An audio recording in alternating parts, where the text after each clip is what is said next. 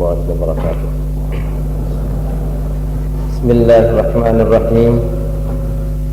Alhamdulillahirabbil alamin. Wassalatu wassalamu ala asyrafil mursalin.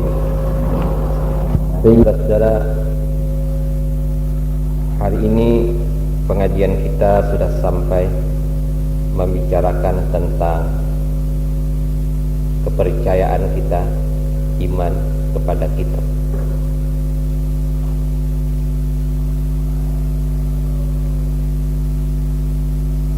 Di dalam Al-Quran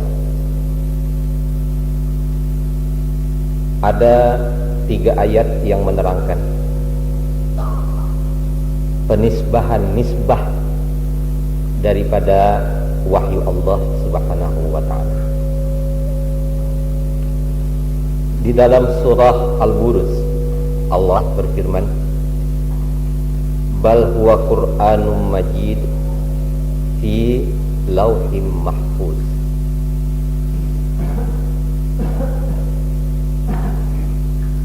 Quran yang mulia itu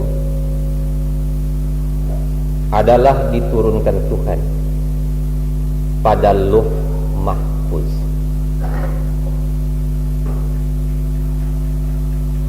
Menurut keterangan Ibnu Abbas radhiyallahu anhu bahwa Al-Quran ini sebelum diturunkan kepada Nabi kita Muhammad sallallahu alaihi wasallam, lebih dahulu diturunkan Allah di lauh mahfuz. Sudah termaktub di lauh mahfuz itu lengkap 30 juz Al-Quran. Kemudian menurut keadaannya berdikit-dikit diturunkan kepada Nabi kita sampai memakan waktu selama 23 tahun.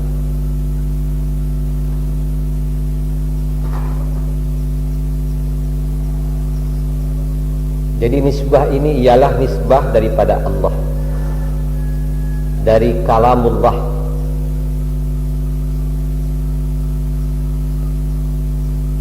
yang difirmankan Allah Subhanahu wa ta'ala, kemudian dihimpunkan di lauh mahfuz, lalu diwahyukan kepada Nabi kita Muhammad sallallahu alaihi wasallam. Itu nisbah pertama. Nisbah yang kedua termaktub dalam surah Al-Haqqah ayat 4. Annahu laqaulun rasulun karim. Bahwasanya Al-Quran adalah perkataan Rasulun Karim, utusan yang mulia. Rasulun Karim di sini dimaksud ialah Jibril alaihissalam. Jadi ayat ini menerangkan bahwa Al-Quran itu ialah diturunkan Allah kepada Nabi kita Muhammad sallallahu alaihi wasallam melalui Jibril. Jibril yang diutus Allah kepada Nabi, lalu Jibril menyampaikan kepada Nabi kita bahwa Allah telah berfirman. Bunyi firman Allah itu lalu dibacakan ayatnya kepada Nabi.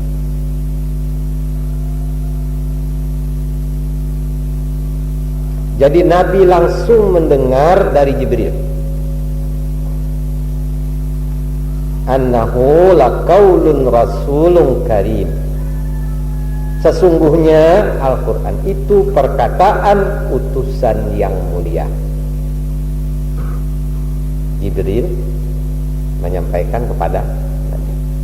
Seperti ayat pertama, Jibril turun ke Guha Hira. Lalu ujar Jibril, Iqra. Nabi menjawab, ma ana biqari. 3 kali Jibril mengulangi, beliau baca Iqra, sampai terus dibaca Jibril, Iqra bismi rabbikal ladzi khalaq, terus seterusnya. Ini maksud ayat wa annahu laqaulun rasulun karim. Quran itu sesungguhnya adalah perkataan utusan yang mulia. Rasulun karim di sini ialah Jibril. Ini misbah yang kedua. Langsung Nabi mendengar menerima dari Jibril. Menurut hurufnya, menurut makhrajnya, menurut bunyinya, begitulah yang dibaca oleh Jibril, begitulah yang diterima oleh Nabi kita, begitulah yang disampaikan kepada kita semua, begitulah yang tertulis dalam kitab Al-Quran. Ini misbah yang kedua. Misbah yang ketiga itu termaktub dalam surah Asy-Syura. Diterangkan nazala bihi ruhul amin ala qalbik. Nazala bihi ruhul amin ala qalbik.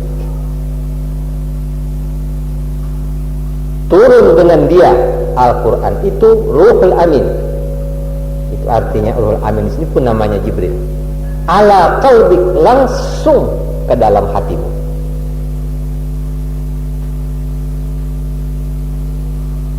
Ayat ini menerangkan Nabi tidak mendengar dengan telinga, bahwa wahyu yang turun itu Nabi tidak mendengar dengan telinga. Nisbah yang kedua tadi Nabi mendengar dengan telinga. Ujian Jibril Iqra, baca.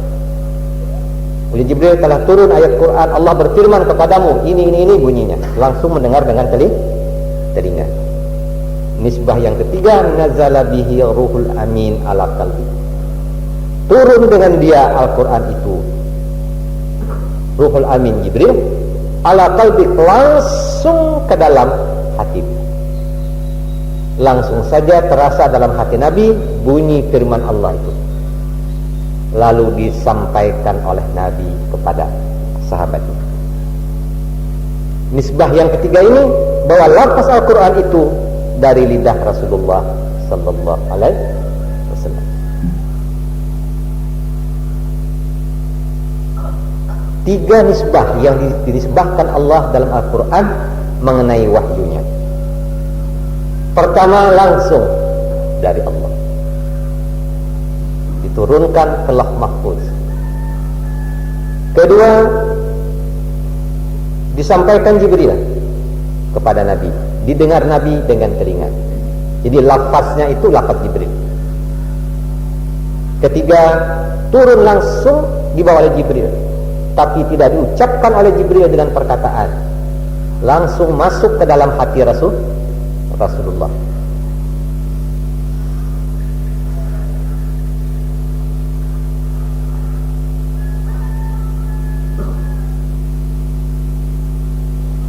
Karena ada tiga ayat seperti inilah, maka timbul beberapa mazhab, beberapa aliran di dalam Islam.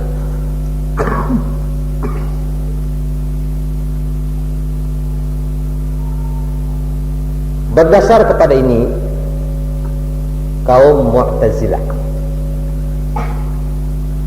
yang masyhur, yang dimulai oleh Wasil bin Atha, yang dinamakan Mu'tazilah,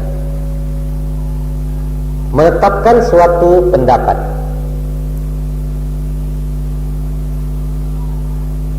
bahwa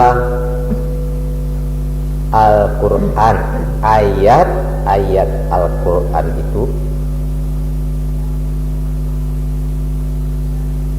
bukan kalamullah.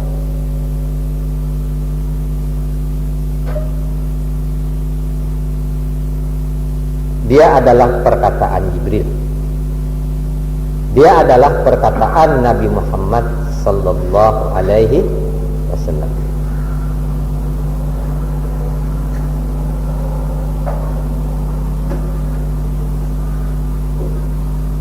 Di zaman Khalifah Al-Ma'mun, Khalifah Abbasiyah, Khalifah Al-Ma'mun, salah seorang khalifah penganut paham Mu'tazilah.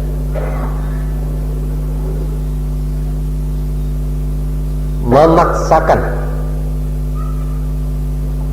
kepada rakyatnya orang Islam supaya atau wajib mengikuti pendapat Mu'tazilah ini. Jadi khalifah mempergunakan kekuasaan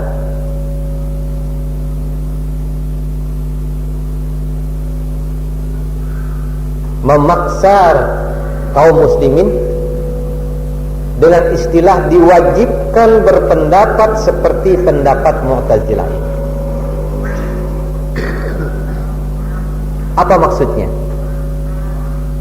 Maksudnya ialah di zaman Khalifah Al-Ma'mun itu, kalau sudah pendapat ini ada, diakui bahwa Al-Quran itu bukan kalamullah, dia adalah perkataan Jibril dan perkataan Nabi Muhammad sallallahu alaihi wasallam,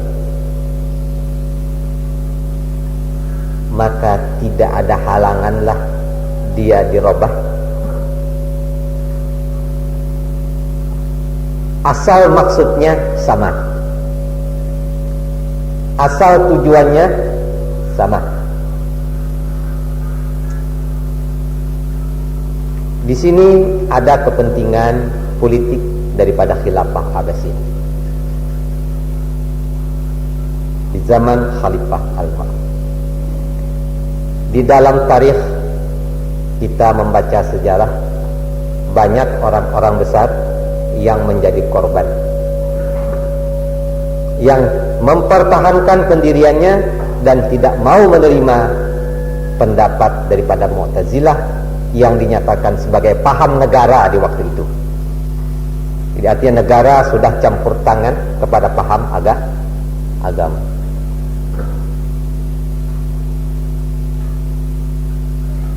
Ketiga imam-imam besar, baik Imam Malik,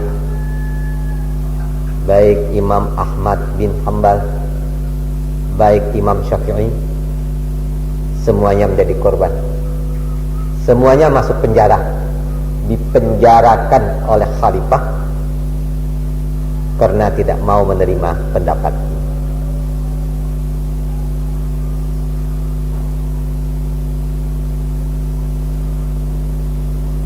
Meskipun Imam Syafi'i dapat bebas daripada hukuman setelah beliau mempergunakan keahlian beliau dalam ilmu mantik. Jadi ketika Al-Ma'mun memanggil Asy-Syafi'i, bagaimana pendapatmu? Apakah kitab firman Allah itu baharu atau qadim?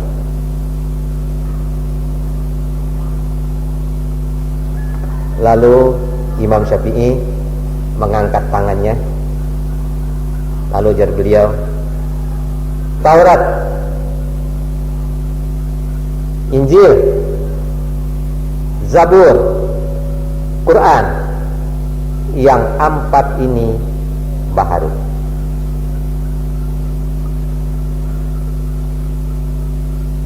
Semua yang hadir senang. Beliau dibebaskan daripada hukuman. Sesudah itu beliau meninggalkan Baghdad, tempat kedudukan khalifah, pergi ke Mekah. Setelah beliau sampai bebas di Mekah, barulah orang mengerti apa yang dimaksud oleh Imam Syafi'i.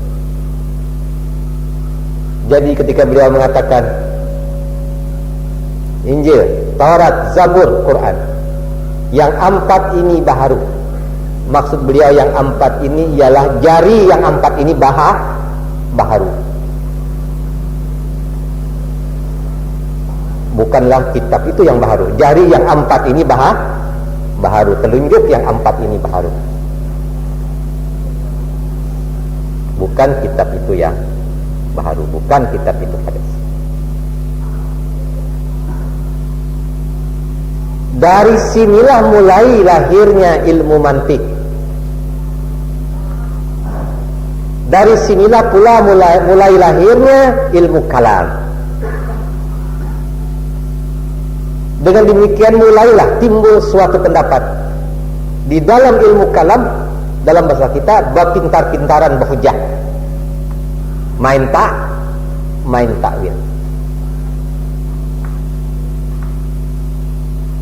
Kalau ditanya kenapa main takwil, kenapa berpintar-pintaran hujah, Imam Syafi'i sudah dapat selamat dengan hujahnya, dengan takwilnya. Tetapi orang lupa, Imam Syafi'i di waktu itu melakukan itu betul-betul dalam darurat antara hidup dengan mati.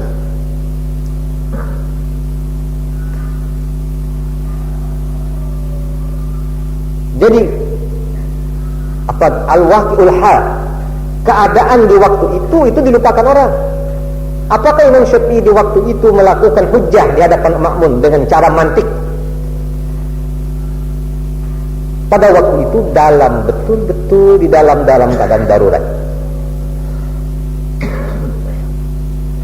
Ketika ditanyakan orang, kenapakah beliau melakukan cara demikian? Beliau menerangkan sebuah hadis daripada Ammar bin Yasir. Ketika Ammar bin Yasir ditangkap oleh orang-orang Quraisy,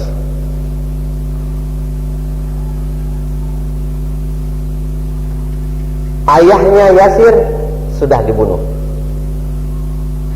ibunya sudah dibunuh, ayahnya dibakar hidup-hidup, ibunya disula oleh orang Quraisy karena mereka orang Islam. Tinggal Yasir, anaknya, Ammar, anaknya ditangkap oleh orang Quraisy, disiksa, dibakar, akhirnya dimasukkan di dalam sumur, ditenggelamkan, disalamatkan ajar kita, ditimbulkan, disalamatkan, hendak lamas, timbulkan kurang. Lalu Abu Jahal bertanya, sekarang aku bertanya kepadamu,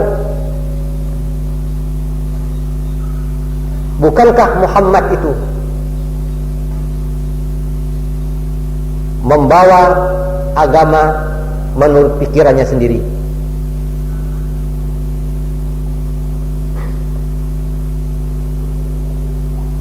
Kalau engkau jawab ya, engkau aku bebaskan daripada hukuman ini.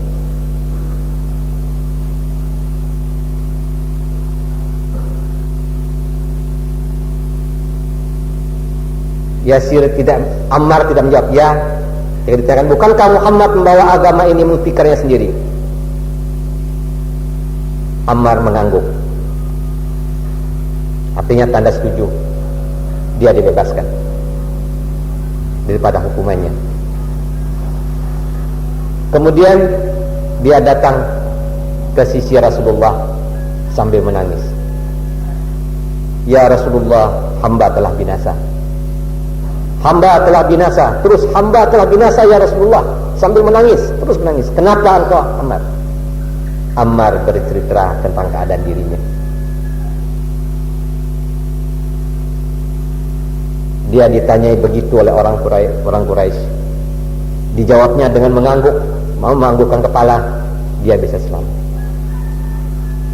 Nabi bertanya, bagaimana hatimu ya Ammar?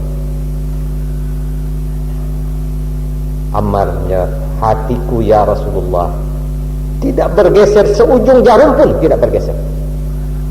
Bahwa yang kau sampaikan ini adalah wahyu daripada Allah.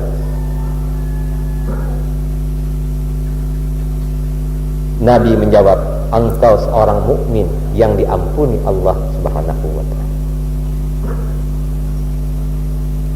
Jadi situasi Ammar pada waktu itu dalam keadaan demikian.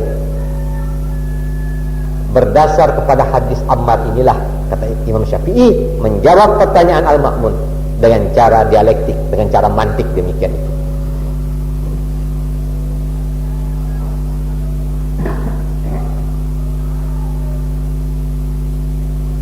Jadi anehnya sekarang, cara mantiknya diambil, sebabnya ditinggalkan.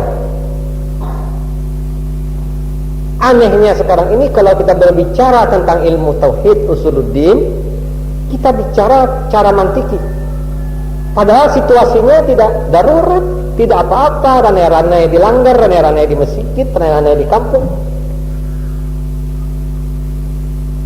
Tidak ada situasi yang menyuruh orang mentakwilkan ayat Al-Quran. Tidak ada mesti berputar-putar daripada keadaan yang sebenarnya. Tidak ada hal yang darurat. Ini tidaklah tepat alasan daripada Imam Syafi'i itu dibuat dalil untuk membawa ilmu usuluddin ini dengan cara mantiki. Ini satu. Kedua, Ahmad bin Hanbal lain pula caranya. Dengan segala konsekuensi diterimanya.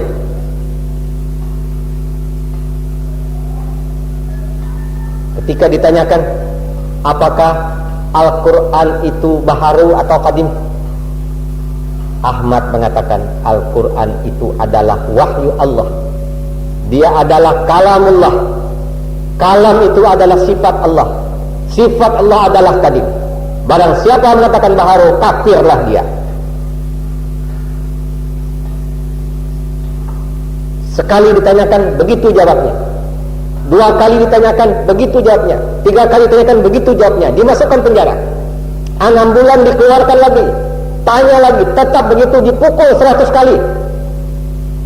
Sudah dipukul, dipanggil lagi, ditanya lagi, tetap barang siapa mengatakan kalamullah itu baharu, kafir. Tanpa takwil. Ini pendirian yang kedua.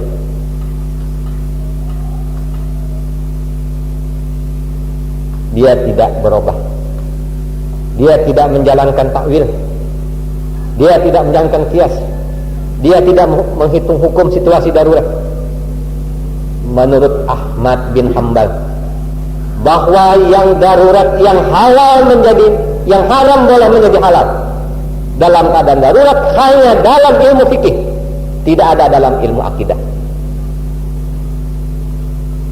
Al-Quran hanya menerangkan di mana kamu dalam darurat, faman turra ghayra bagin wala adin fala isma alaih. Barang siapa dalam keadaan mudarat dengan tidak berniat maksiat kepada Tuhan, fala isma alaih. Tidak ada dosa baginya memakan bangkai, memakan barang yang haram. Jadi yang haram menjadi boleh. Faman turra, barang siapa dalam keadaan mudarat.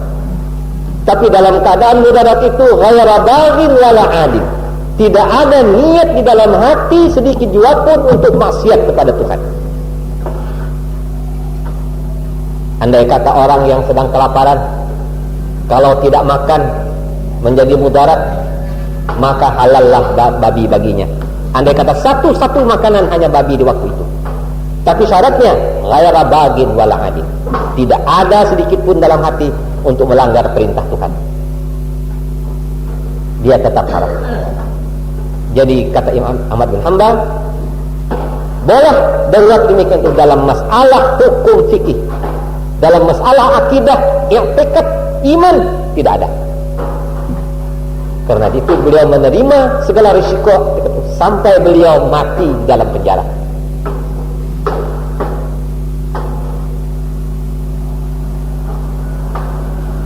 Imam Malik pun demikian. Jadi saudara-saudara,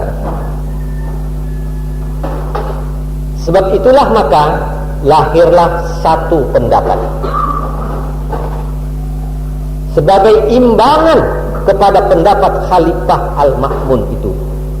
Lahirlah satu pendapat para ulama-ulama, para orang-orang saleh yang termasuk dalam pengikut-pengikut salafus saleh, pengikut tabi'in, yang mempertahankan pendirian bahwa meskipun di dalam Al-Quran itu ada 3 nisbah, tapi yang terang Quran menerangkan bahwa Kitab Allah itu adalah wahyu Allah, adalah kalamullah.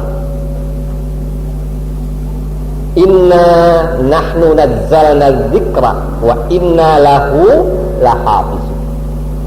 Allah mengatakan kami yang menurunkan zikir itu. Zikir itu ialah Al-Quran. Kami yang memeliharanya.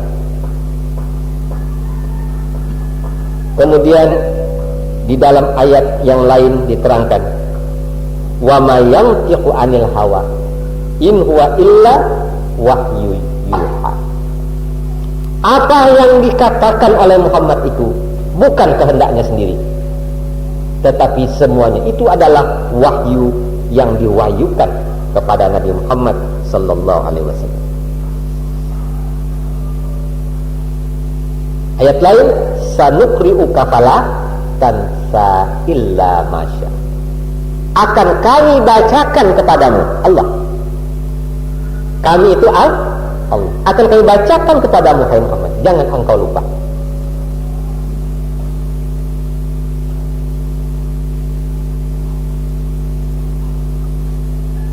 Jadi saudara-saudara, banyak sekali ayat-ayat Al-Quran yang menerangkan bahwa itu adalah kalamullah. Tidak syak, tidak ragu bahwa itu adalah kalamullah. Jadi di dalam masalah meyakini itu kalamullah,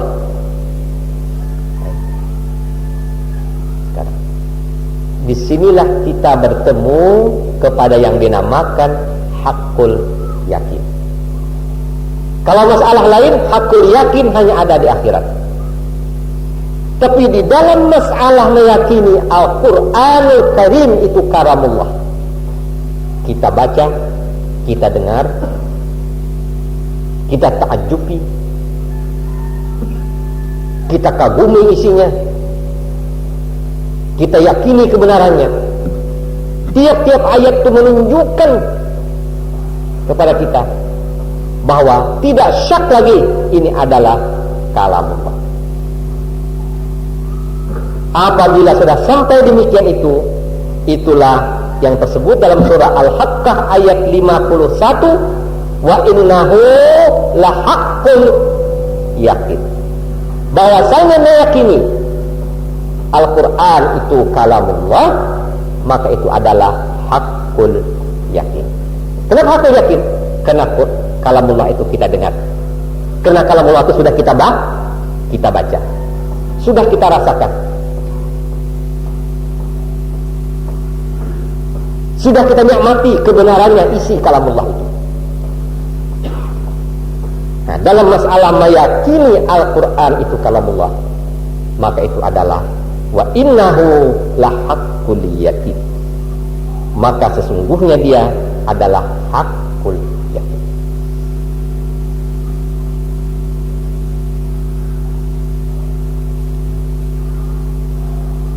Lalu datanglah orang kepada Siti Aisyah. Nah, sekarang bagaimana harusnya i'tikad kita sekarang ini? Datang orang kepada Siti Aisyah. Ya Ummul Mukminin, wahai ibu orang yang beriman,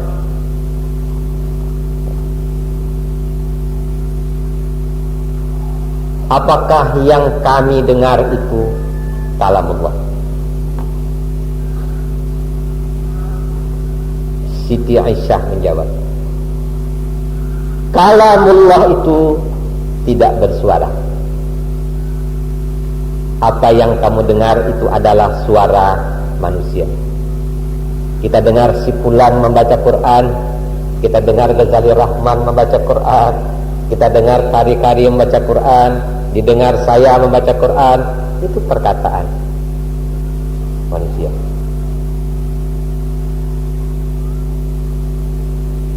Kita lihat ayat-ayat terdiri daripada huruf-huruf.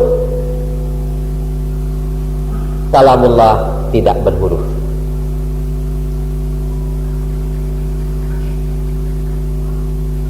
Di sini letaknya yang dinamakan laisa kamitslihi syai'. Kalau dia bersuara dan berhuruf, dia sama dengan yang bahari.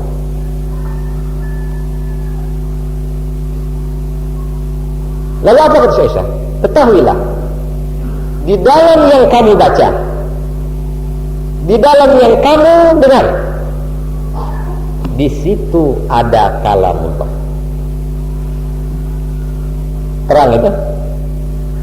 Di dalamnya ada kalamullah. Yang mana dia? Tidak tahu. Sebab kalau dia bisa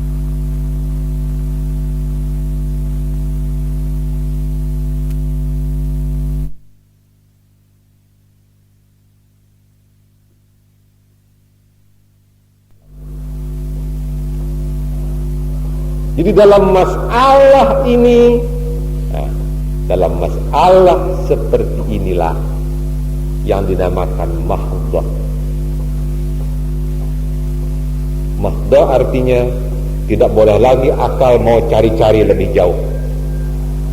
Bila akal mau cari-cari lebih jauh, salah.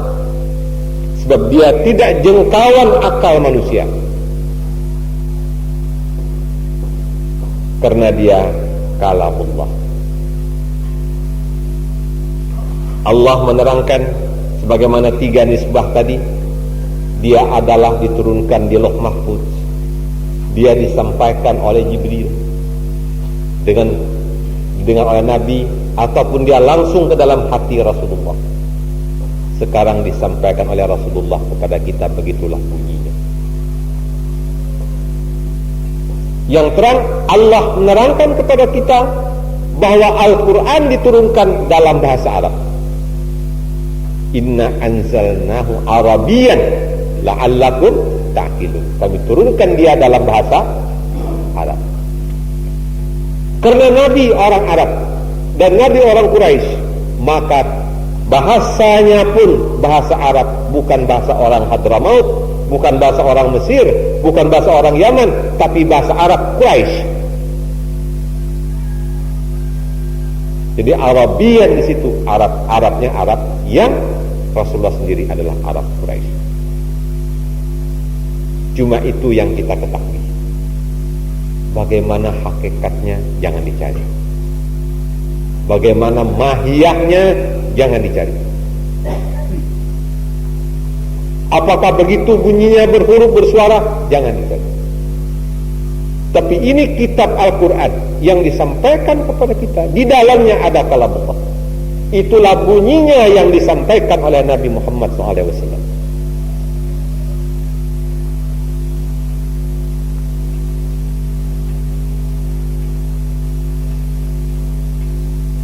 Dan karena dia wahyu, la haqqul yakin, wahyu daripada Tuhan, maka Rasulullah bersabda ini, man fassaral Qur'ana bi ra'yihi famaq'adahu 'alan nar.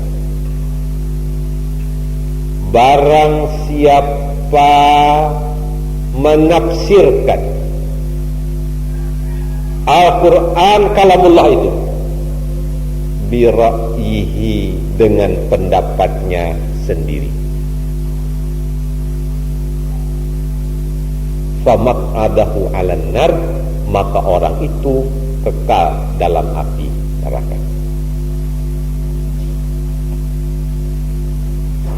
Sebab apabila Al-Quran kalamullah itu ditafsirkan samaunya menurut kehendak selera orang masing-masing, rusaklah syariat itu. Sebanyak kepala manusia, sebanyak itu pula tafsir dan keterangannya. Rusaklah syariat Nabi Muhammad SAW. Rusaklah agama ini. Hilanglah fungsi wahyu Tuhan yang diturunkan kepada Nabi Muhammad SAW.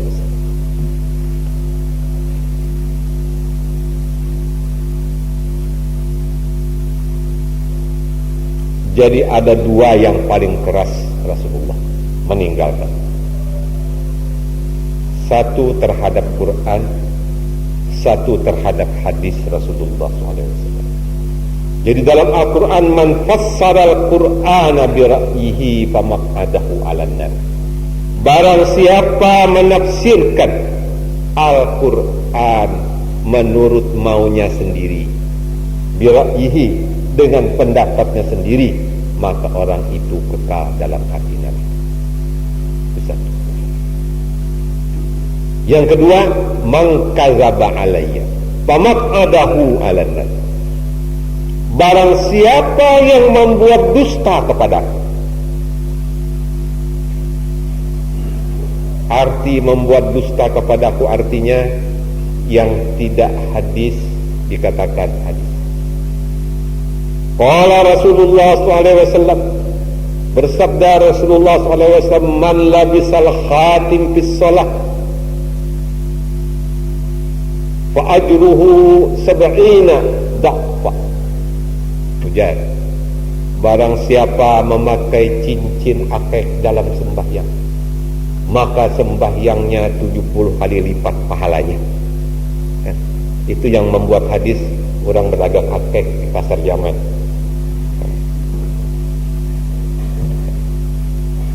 Man kadzdzaba alayya, barang siapa membuat dusta kepadaku, membuat hadis-hadis Rasulullah, famaq'adahu 'alan nar, orang itu kekal dalam api neraka.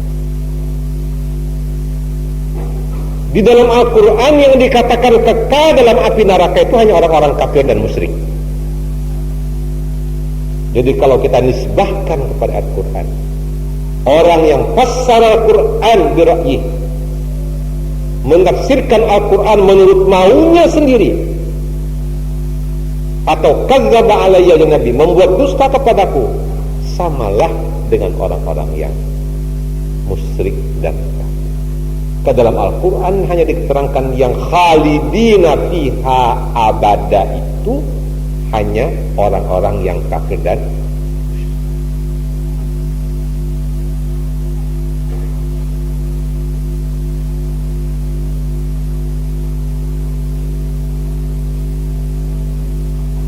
kenapa? Karena dia wahyu daripada Allah Subhanahu wa ta'ala yang diturunkan kepada Nabi Muhammad sallallahu alaihi wasallam, yang disampaikan oleh Nabi Muhammad SAW kepada sahabatnya, yang disampaikan oleh sahabatnya kepada kita, kepada tabi'in, dan kepada kita semua.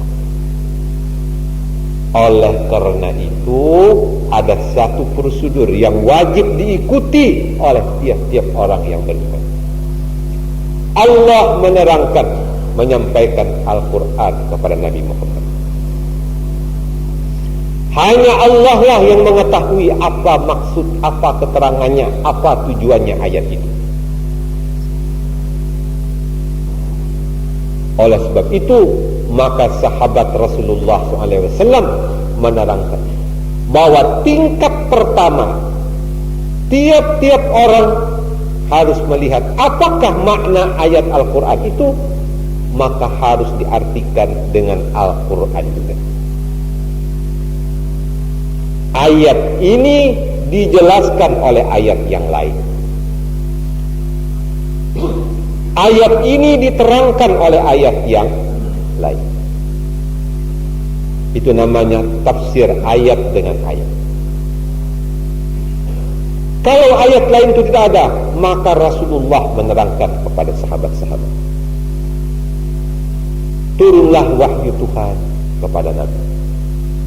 Nabi jelaskan, sahabat bertanya, Nabi terangkan. Inilah maksudnya, inilah kejadiannya, inilah tujuan ayat. Maka tingkat kedua ialah kitab Allah itu dijelaskan oleh hadis Rasulullah sallallahu alaihi wasallam. Itu namanya tafsir ayat dengan sunnah Rasulullah.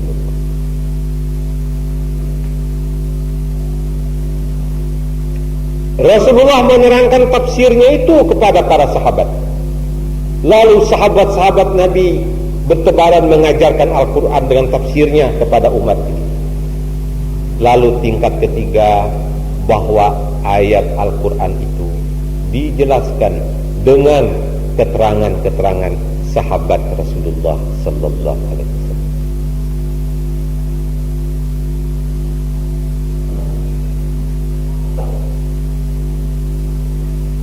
Ayat apa ini? Nah, ayat-ayat yang mengenai ya tekad. Ayat-ayat yang mengenai ibadah. Itu terikat. Adapun ayat-ayat yang mengenai muamalah, ayat-ayat mengenai pergaulan hidup, ayat-ayat mengenai ekonomi, ayat-ayat mengenai pergaulan bangsa-bangsa di dunia ini, ayat-ayat mengenai kehidupan dunia, Nabi sudah memberikan satu mandat. Antum a'lamu bi umurid dunyakum. Kamu lebih tahu dalam masalah dunia kamu.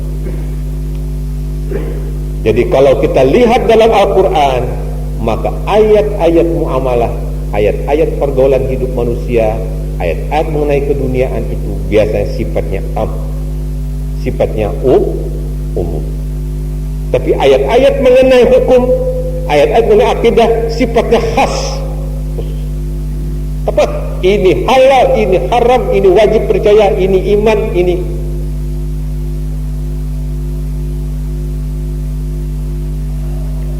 Inilah Al-Quranul Karim, imam itu. Jadi kalau bicara tentang ibadat, komplit. Dia wahyu daripada Tuhan, ada tafsirnya daripada Nabi, ada penjelasan daripada sahabat. Kalau ayat mengenai tekad pas, komplit, ada kepercayaan kita kepada Allah sampai kepada qada dan qadar rukun iman yang 6, komplit, ada ayatnya semuanya, khusus mengenai itu. Sudah kamil iman seseorang apabila dia beriman menurut sepanjang bunyi ayat Quran yang diwahyukan Tuhan kepada Nabi dengan tafsir daripada Nabi. Lalu bahagian yang ketiga, ayat-ayat yang umum mengenai kehidupan kamu. Kamu berkeluarga, kamu bermasyarakat, kamu bernegeri, kamu berdunia seluruhnya. Ayat-ayat ilmu pengetahuan itu bersifat umum, di mana hanya diletakkan dasar-dasar. Misalnya, saya terangkan misal hubungan antara kita dengan orang-orang yaitu ekonomi. Al-Quran hanya mengatakan antaradin bainakum, bahwa dalam hubungan jual beli, hubungan ekonomi antar manusia, antar daerah, bahwa dasarnya hanya satu secara umum, bahwa kamu masing-masing antaradin, ridha maredoi. Si penjual ridha, si pembeli ridha. Arti penjual dan pembeli ridha itu di dalamnya tidak ada unsur-unsur penipuan di dalamnya, baik cara halus ataupun cara kasar. Bagaimana menjalankannya supaya ridha sama ridha? Umum. Orang boleh impor, orang boleh ekspor, orang boleh bagaimana saja. Prinsip penjual ridha, pembeli ridha.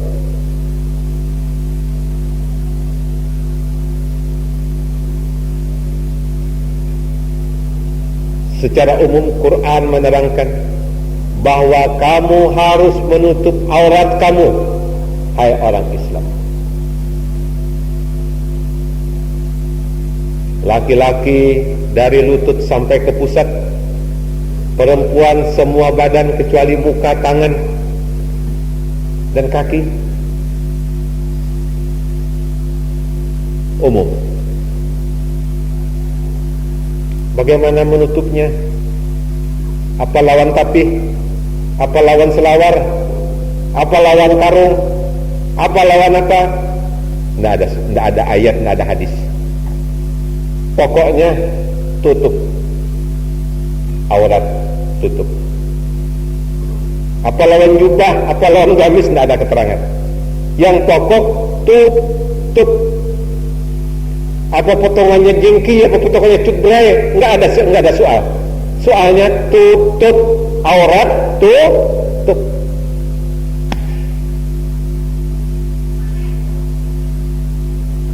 Ini mengenai masalah yang kehidupan. Yang khusus kalau ibadat, bagaimana kamu sembahyang, bagaimana berudu, bagaimana, sudah komplit, tidak ada. Khas khusus.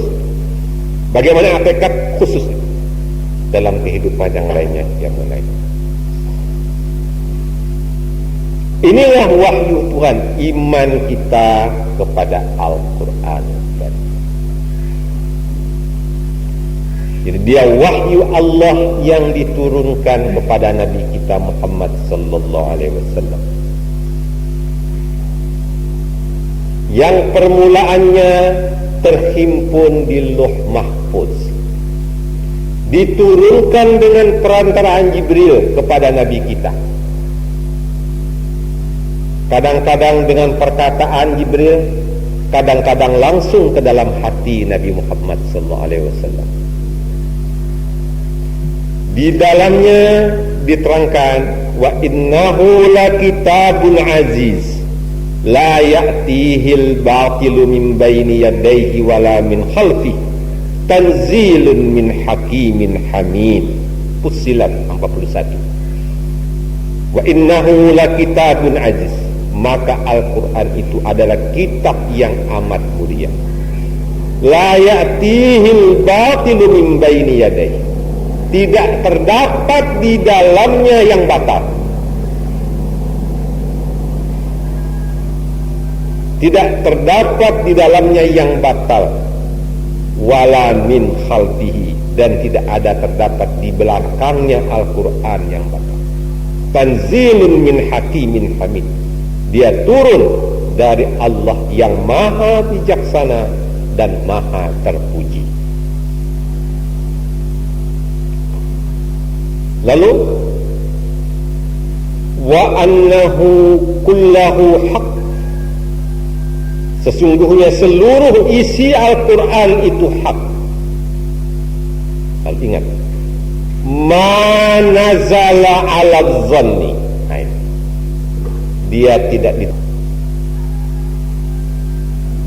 dalam pelajaran kita yang lalu, zon itu ialah hasil pikiran manusia, hasil ijtihad manusia, hukumnya zon. Tidak diturunkan atas zon dan syak.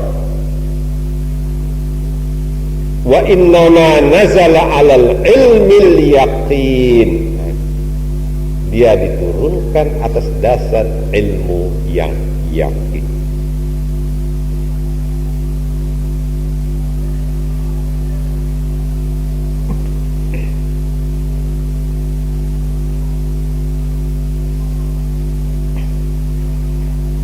Lalu saudara-saudara, yang penting harus kita ketahui bahwa tersebut dalam surah Asy-Syu'ara,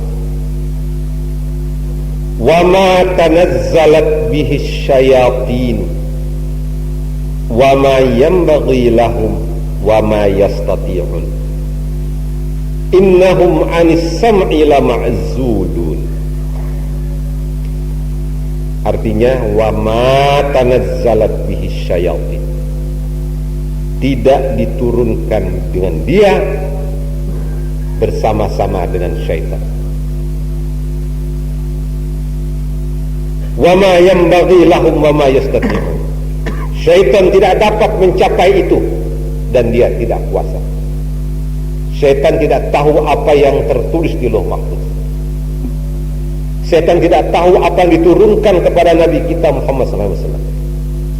Innahum 'anis sam'i lama'zulun, sesungguhnya mereka itu mendengar Quran lari. Syaitan mendengar Quran lari. Karena itulah berkata Imam Qurtubi, ketahuilah olehmu, di dalam ilmu sihir yang mempergunakan ayat-ayat Al-Quran, pasti ayat itu mesti dirubah. Kalau tidak dipotong di tengah, dicampur dengan bahasa lain, potong lagi, campur lagi, sudah bukan lagi kalamullah. Karena apabila dia masih murni ayat Quran, tidak berubah hurufnya, makhrajnya tidak berubah, dia tidak bisa bersama-sama dengan syaitan. Sebab Quran menerangkan bahwa syaitan itu anis sam'i ma'zul. Syaitan itu ma'zul, lari mendengar Quran. Jadi kalau kita baca, lihat di dalam kitab-kitab Syamsul Ma'arif Al-Kubra, kalau ada hal-hal yang bersifat sihir, ayat Al-Quran mesti dipotong-potong, tambah di tengah-tengahnya lagi dengan nama-nama yang lain hingga rusak. Lalu dia bukan lagi kalamullah, sudah dicampuri oleh tangan manusia.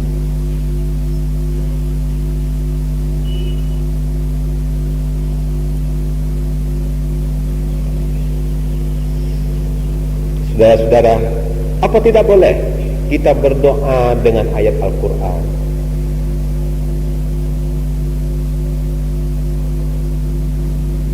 Boleh. Siti Aisyah menerangkan bahwa saya tiap hari, tiap malam berlindung kepada Allah dengan mempergunakan ayat Al-Quran. Dalam hadis Bukhari dan Muslim, Siti Aisyah menerangkan, tiap-tiap saya hendak tidur, saya berta'awud, saya berlindung kepada Allah dengan membaca surah Al-Ikhlas 3 kali, surah Qul a'udzu birabbil falaq 3 kali, surah Qul a'udzu birabbin nas 3 kali. Saya tiup tangan saya gosokkan pada seluruh badan saya.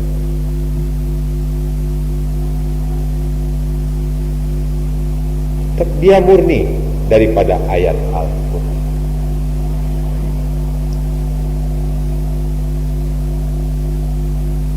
Umar bin Khattab, ketika Abdullah bin Umar sedang sakit, berta'awuz dengan ma'uzatain.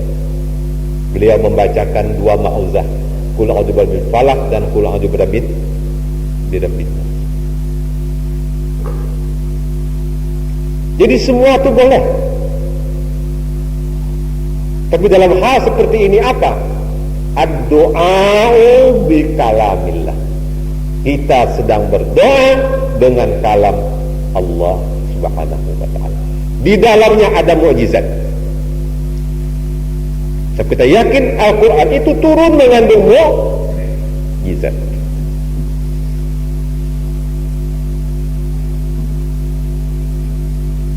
Jadi yang mempunyai pengaruh, yang mempunyai daya, yang mempunyai kekuatan itu bukanlah bunyinya yang kita baca, terang, tetapi doa kita kepada Tuhan dan mukjizat yang terkandung di dalam kalamullah itu.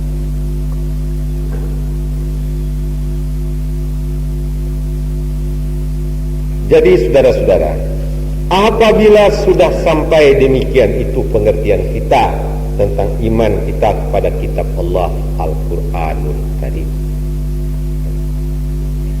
maka teranglah apa yang dinyatakan oleh Rasulullah Sallallahu Alaihi Wasallam. Setinggi-tinggi martabat ibadah seorang hamba di sisi Tuhan, selain daripada sembahyang,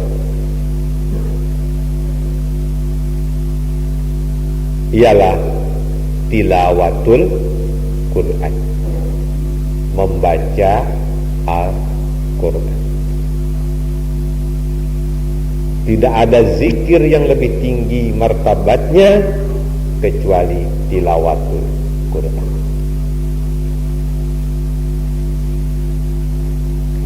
Imam-imam membuat daftar.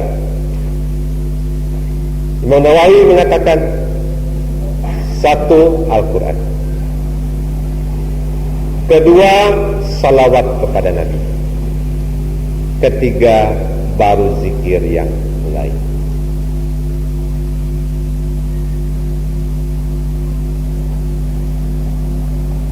Imam Qurtubi mengatakan, ajaibul azaib, ujar beliau, yang paling mengherankan sekarang ini di zaman beliau itu kira-kira 600 tahun sudah yang lalu, 6 abad yang lalu zaman beliau. Dari zaman kita, zaman beliau itu sudah 600 tahun yang lalu, 6 abad yang lalu. Apa yang beliau? Yang mengherankan di zaman ini, orang memilih ibadat baik zikir dan lain-lain lebih mengutamakan lafaz-lafaz kadang-kadang dari syuara ahli syair yang membuatnya, lalu meninggalkan kitab Al-Quran dan meninggalkan salawat kepada Nabi Muhammad sallallahu alaihi wasallam. Ini yang sangat mengajaibkan kita sekarang, orang beriman. Hokon aja pada tengah malam, malam-malaman yang diwaca itu syair syuara. Ahli syair memulah syair, tapi ditinggalkan kitab Al-Quran, wahyu Allah, ditinggalkan salawat kepada Nabi Muhammad SAW. Padahal itu setinggi-tinggi martabat zikir untuk takarrub kepada Tuhan ialah tilawatul Quran dan bersalawat kepada Nabi Muhammad SAW. Ini yang paling mengajaibkan. Sebab apabila kita membaca Al-Quran, ujar Nabi, maka diri kita itu akan dikuasai, dipengaruhi oleh mukjizat kebesaran Al-Quran. Sayyid Qutb menerangkan, Al-Quran itu pasti mempunyai mukjizat pengaruh. Tiap-tiap orang membaca, tiap-tiap orang mendengar. Cuma pengaruhnya itu, apakah pengaruhnya makin tambah beriman atau pengaruhnya makin tambah kafir?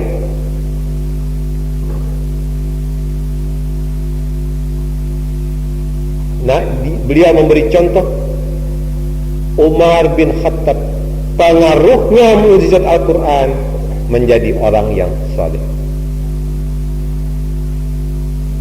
Fudail bin Iyad dengan pengaruhnya Al-Quran menjadi orang yang saleh.